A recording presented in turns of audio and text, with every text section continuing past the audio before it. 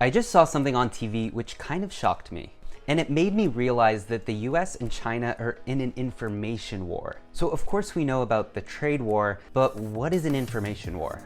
I'm in a hotel room in Istanbul and had the TV on in the background. For whatever reason, BBC was listed on the TV, but it wasn't working, so I put on the only English channel available in this particular hotel, CGTN. CGTN is owned by CCTV, which is a Chinese state-backed news channel. It's kind of like the English version that you can find in hotels and homes around the world.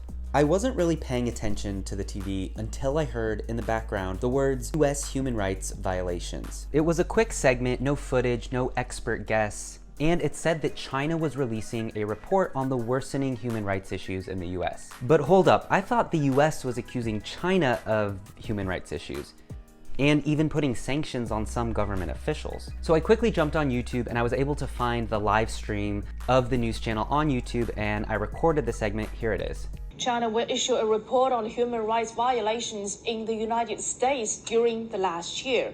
Based on a variety of published data, reports and research findings, the report pointed out that the human rights situation in the US has been poor and deteriorating, especially amid the COVID-19 pandemic. Notice no data was cited in this, no footage. It was just a casual mention in between two bigger segments. If you Google China human rights, you'll find a lot of articles, and the US has been pretty critical. But China is hoping to change the narrative, and it believes that the best defense could be a good offense. Now, hold up, this isn't a video about human rights. I don't know enough to responsibly even try to do a video about that.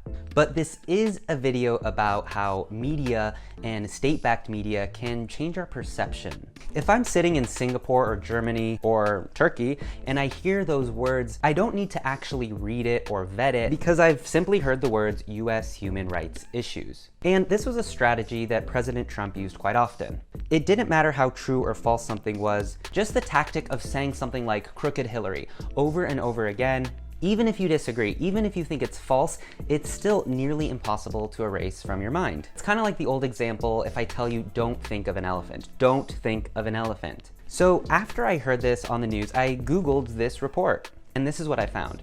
Global Times published this headline: China's upcoming report on US human rights violation shows 2020 a declining point of American democracy. Now, the article cites Washington's failure at controlling COVID, worsened social division, aggravated political chaos, and racial discrimination, and even cities' growing polarization between rich and the poor. As an American, I'm thinking, wait, the US is an advocate for human rights, right? How can it also be violating human rights? But at this point, the answer to that question might not even matter, strictly because I've asked the question. So was the seed just planted? In 2020, US News & World Report released a list of the top countries that are seen for caring for human rights. The factors were caring about the environment, gender equality, religious freedoms, property rights, and being trustworthy.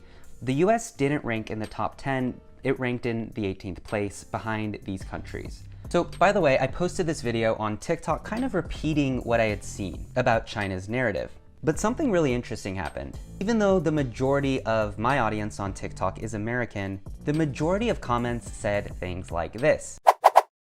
So more than 60% of TikTok users are under the age of 29. Now get this, according to Pew Research, the majority of Americans, about 9 in 10, see China's power and influence as a threat.